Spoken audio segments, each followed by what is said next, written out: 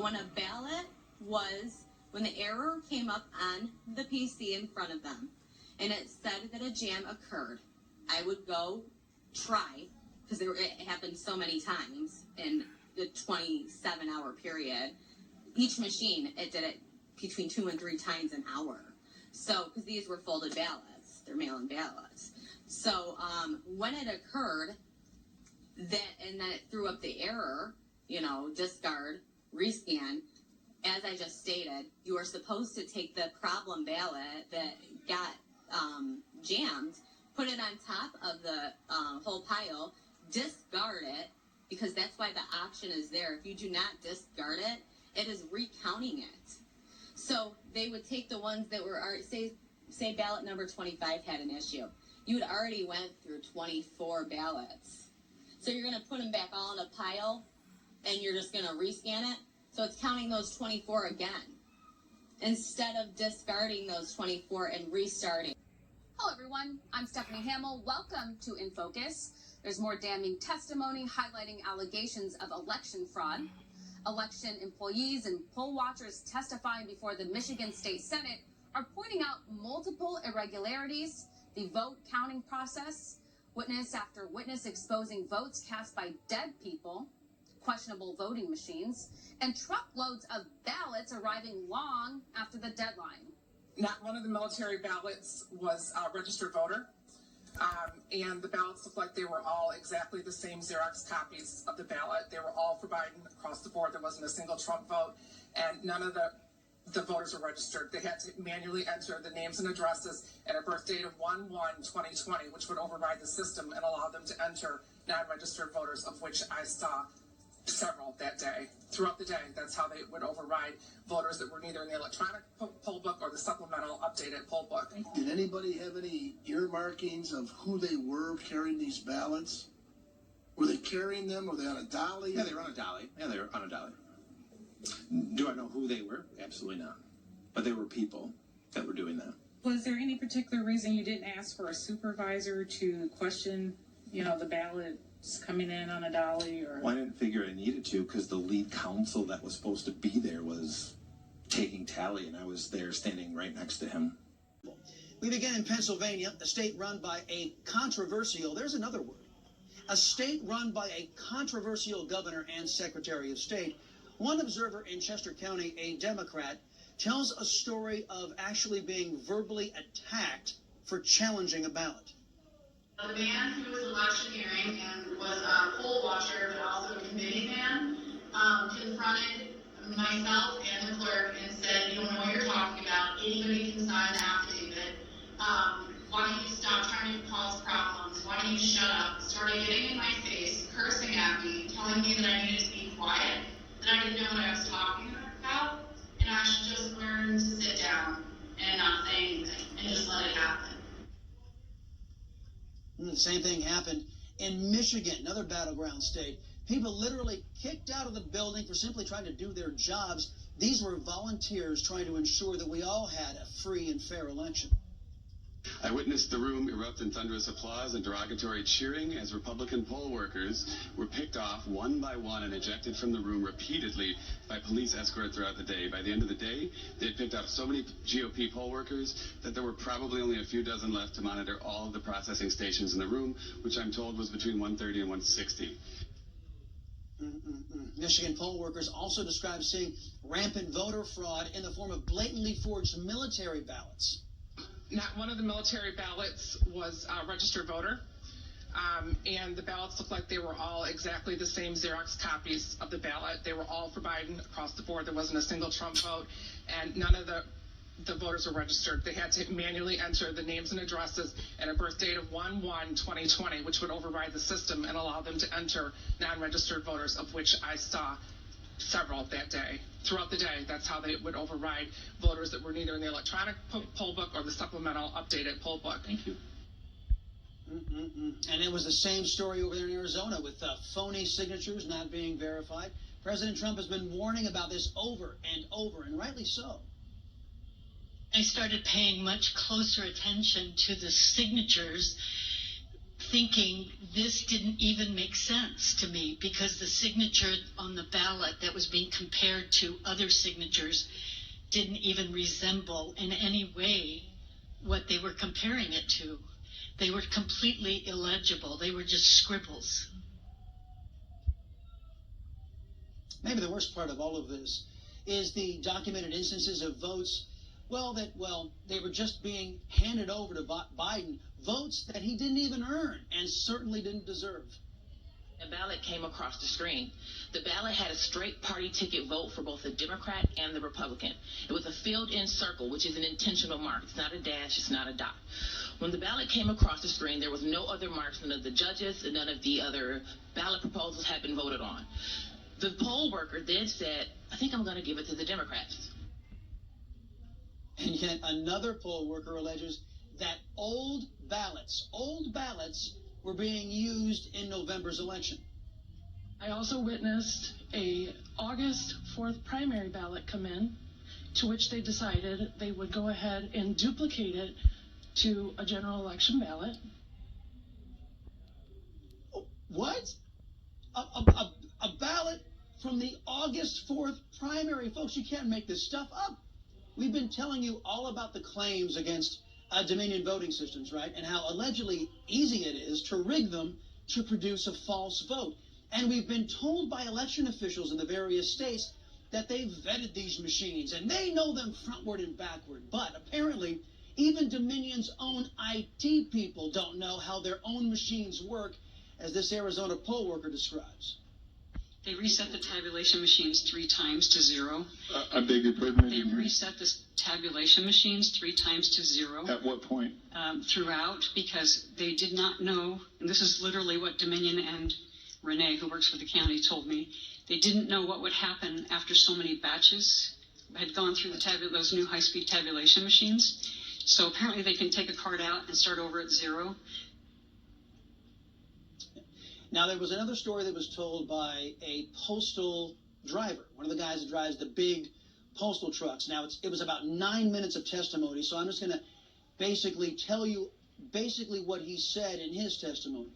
He alleges he saw thousands upon thousands of pre-filled out ballots with return mailing addresses that he had to ship from New York to Pennsylvania on October 21st. He had to sit in the lot, he says, for about 6 hours.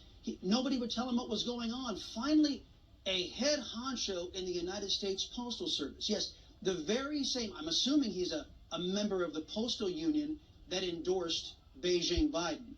Yes, he came out and said to him, look, just hang tough. You're going to need to go over to Pennsylvania to make this delivery. He goes, Pennsylvania? That doesn't make any sense. That's not part of my normal route. No, you're going to have to go. And this truck driver said to this official at the post office, well, I've been here for 6 hours. You're going to have to basically give me a ticket, which shows that I've been here. This is customary, he said. You get a ticket showing that where your rig was and that you actually were present there. You're also going to have to give me a late slip so that people don't blame me for sitting around here because it was you guys here at this facility that caused me to be late. And the postal official, high-ranking postal official, denied him those 2 tickets, those pieces of official documentation. The guy said he transported these pre-filled out ballots from New York to Pennsylvania, dropped them off, and then unhooked his rig, put the trailer in its traditional parking spot, and then went home. Now, he says ever since he had been doing this route, he has had this one trailer. He came back the next day, and it was gone. Nowhere to be found. And this has yet to be explained, but we're told, this is normal operating procedure? Really? Folks, the hearings... In Virginia, whistleblowers gave their testimony on what they have personally witnessed in relation to potential voter fraud and mishandling of ballots leading up to the election. Here's One America's Jack Posobiec.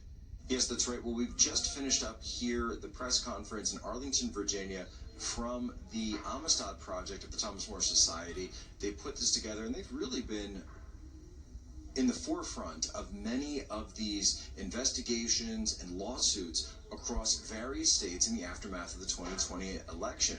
They are now bringing forward people who saw things and decided that they wanted to say something about it. These are whistleblowers. They did what they were told to do. Some of them are Trump supporters, but the vast majority of them were people who were not part of the political process, not Republicans, not Democrats. Some of them USPS contractors, actually drivers who were driving what they say were ballots across state lines in numbers 100,000, 200,000, possibly as many as 300,000. They went through a lot of analysis on this. Now, Philip Klein, of course, is the director of the project. He is going to be putting all of this together. He's also working with Matt Brainerd, all the data analysis that we've been covering from him, and has now, we're told, been contacted by the FBI for a conduct and a contact of his information. So that data is now also being shared with the FBI. Presumably, they will also be able to share this whistleblower testimony as well. Now, we've uploaded these statements so that everyone can see them. And we've got the clips as well. We're going to be turning that into a longer form piece. Hopefully that'll be running soon on One America News. And of course, we will cover this here in Virginia, Pennsylvania, Michigan, Arizona, every single state that this takes us to. One America News will be there. Back to you. And attorney Lynn Wood finds Dominion Voting Systems is either partially owned or financed by the Chinese government. In a tweet today, Wood says he's verifying reports that mainland China purchased Dominion in October for $400 million. Subsequent examination of SEC filings reveal the Chinese Communist Party appears to have paid $400 million to Dominion's parent company through the Swiss bank UBS. In addition, Dominion's parent company received $200 million from China back in 2014, while Dominion's top employee, Andy Huang, previously worked for a company with ties to the Chinese military. All of this supports claims of Chinese meddling into this year's elections. And a Missouri state lawmaker finds Dominion voting system counted votes in that state despite having no legal right to do it. In a recent tweet, State Rep Justin Hill finds Dominion had failed to pay income taxes in Missouri, and its operation in the state was dissolved last year. Hill provided a decision by the Missouri Secretary of State to ban Dominion from doing any business in that state. However, the lawmaker finds Dominion was still counting votes in Missouri this year in violation of the law. Hill says this year's U.S. elections cannot be recognized as legitimate. Whistleblowers are speaking out in Arlington, Virginia over what they believe to be widespread election fraud. Here's more in their testimony. Whistleblowers in Virginia speak out in an effort to preserve election integrity. The Amistad Project of the Thomas More Society law firm held a press conference Tuesday where a number of whistleblowers gave eyewitness testimony on election fraud in key battleground states. The Amistad Project had uncovered hundreds of thousands of ballots affected by election fraud in 5 states, including Pennsylvania and Wisconsin. They've demanded election officials send logs and video of ballot handlers in several polling locations, especially at mail-in ballot drop boxes. It has been refused. People refuse for a reason. What is that reason? The way that they did this election was not consistent with federal law in every one of these urban areas in every swing state. Several whistleblowers were subcontractors with the USPS and alleged they faced problems working with the department. One from Wisconsin claims he saw only one ballot go out on November 2nd and none on Election Day. However, on November 4th, the local USPS chapter declared there were at least 100,000 ballots missing. Another subcontractor from New York says he experienced weird behavior at 2 Pennsylvania USPS locations. He explains that officials from the first location held him there for more than 6 hours and didn't allow him to unload his trailer. Then at the second location, USPS officials took his whole trailer when he went to pick up his truck. At first, I didn't think it was a big deal. In fact, I thought it was really awesome. I really did. I was like, sweet, I'm doing something for the presidential race. This is cool. But as things became weirder, I got to thinking and wondered why I was driving complete ballots from New York to Pennsylvania. This comes as Republican lawmakers throughout the country are hearing the Trump campaign's case for widespread voter fraud. Meantime, campaign officials are asking for a recount in Wisconsin and a signature audit from Georgia election officials. And new data shows multiple voting machines across the U.S. were connected to the internet on Election Day. According to data from the Shodan website, between 18 and 23 voting machines in the U.S. have an active internet connection. In addition, the same website shows at least one host server was located in mainland China. The machines with active internet connections were located in California and other states and had remote console access in violation of the U.S. law. This adds to evidence of Chinese meddling with Dominion voting machines. In an exclusive interview, Judicial Watch President Tom Fitton tells One America's John Hines that the president and his lawyers have raised significant issues about the election, but the courts do not want to grapple with the implications of this evidence. Take a look. Mr. Fitton, I know that you have written the book, A Republic Under Assault, and it seems somehow that this election that we're seeing now may dovetail with that theme a little bit. Recently, the president was quoted as saying, regarding these election irregularities, we're trying to put the evidence in, and the judges won't allow us to do it. We have so much evidence, they stuff the ballot boxes, everyone knows it. What do you make of that statement, sir, from the president? Well, you know, the president and his legal team and others have raised significant issues about the administration of the elections that call into question how ballots were counted. And the courts don't want to grapple with the consequences of that. To me, it's the courts kind of hiding from the consequences of an election that went off the rails as a result of this radical scheme to have tens of millions of Americans vote by mail without adequate checks in place. And the rules were changed that undermine the confidence in the elections in a way, in my view, that violate the Constitution and the civil rights of tens of millions of Americans. And the consequences of that are something that courts don't really want to grapple with, which is that in the state of Pennsylvania, for instance, they may have to change who the electors are appointed to support, meaning Donald Trump. Well, in Pennsylvania, of course, part of the goal, I think, is for the president's legal team to get some of these cases up to the Supreme Court. And do we know where that is or how that may be proceeding at this point, sir? The president's legal team wanted the ability to amend its complaint, and the courts wouldn't let them do that, either at the district court or at the appellate court level. And whether that's a fight that the Supreme Court wants to get into, I don't know. You know, in my view, the bigger issue is why it is the president can't get his day in court to make the allegation and prove his case. To me, the bigger question is why hundreds of thousands of votes in Pennsylvania were counted contrary to law, Pennsylvania law, and frankly constitutional protections that make it clear that you can't count votes in a dishonest fashion, or in a fashion that you can't guarantee with any reasonable certitude that they were counted fairly and without fraud. Some interesting information has come up with regard to the computerization, the computer software used in these voting machines. Did you happen to catch any of the hearing in Arizona, sir? I did watch it a little bit. You know, look, I think there's strong evidence that something went on in Venezuela with the Smartmatic computer system that was used to conduct the election there that Chavez obviously stole. And it's a fair question to ask whether the something similar is able to be done in the United States using similar systems, whether it be Smartmatic or the Dominion version of electronic computer software. We're hearing witness after witness highlight the security weaknesses of these systems.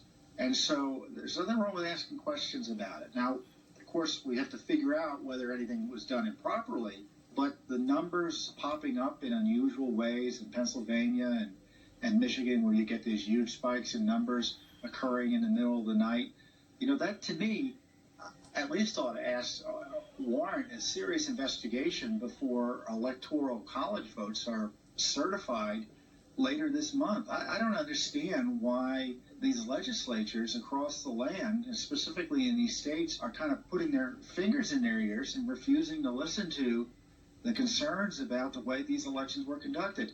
Nothing like this has ever happened before, where you had tens of millions of mail-in ballots come in, counted for days afterwards, in in a helter-skelter fashion that undermined confidence not only in the outcome, but whether or not there was fraud in counting those ballots. Tom Fitton, president of Judicial Watch and author of A Republic Under Assault. Thank you for joining us on One America News, sir. Good to catch up with you.